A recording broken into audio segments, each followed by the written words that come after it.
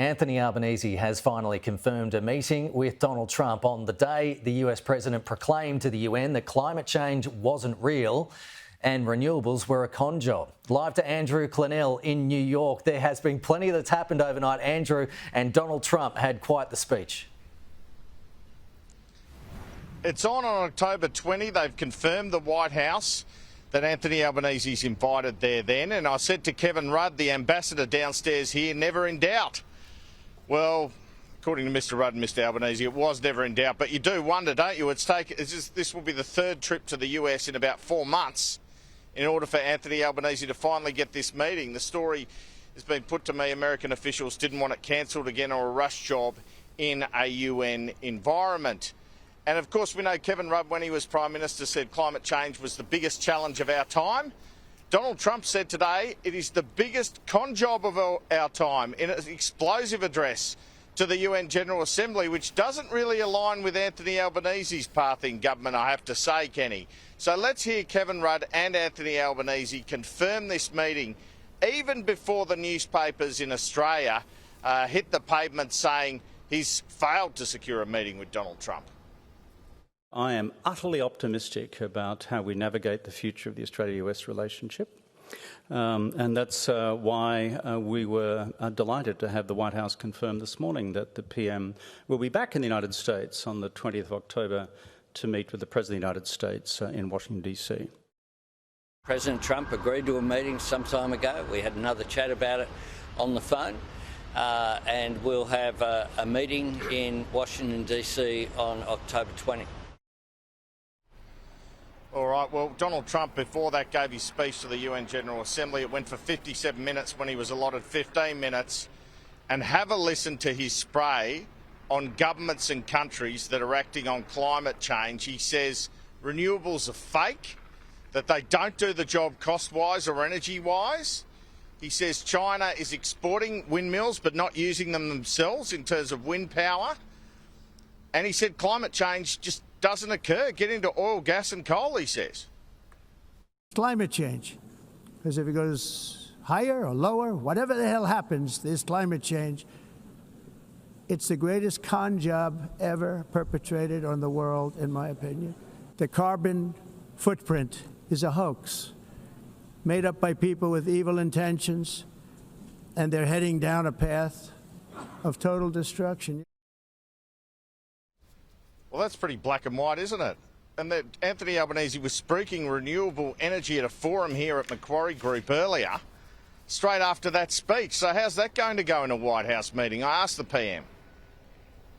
Donald Trump has told the UN General Assembly, you're about to meet Donald Trump next month, so he's told the UN General Assembly climate change isn't real and renewables are a con job.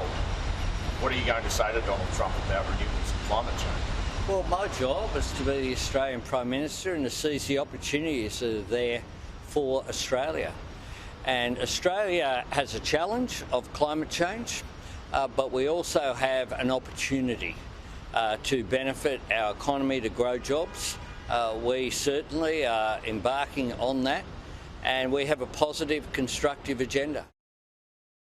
So Donald Trump also had a shot at countries that are recognising Palestine, another guaranteed source of tension at this White House meeting. We have to stop the war in Gaza immediately. We have to stop it. Unfortunately, Hamas has repeatedly rejected reasonable offers to make peace. Some of this body is seeking to unilaterally recognize a Palestinian state. The rewards would be too great for Hamas terrorists for their atrocities. This would be a reward for these horrible atrocities. So will the US president have a shot at Anthony Albanese at the White House? Well, he occasionally has a few little shots at Keir Starmer. The UK Prime Minister has called him a lefty before, but they still seem to get on. And Anthony Albanese is confident after his fourth phone call with Donald Trump, where I hear that's when the Australian officials were pretty confident they were getting a meeting very soon, even if not this week at the UN General Assembly. He says after that they've always had constructive conversations. He doesn't think it'll be any different this time. Oh, we have a good relationship. We've had respectful calls. Australia and the United States are great partners. I expect it to be very constructive.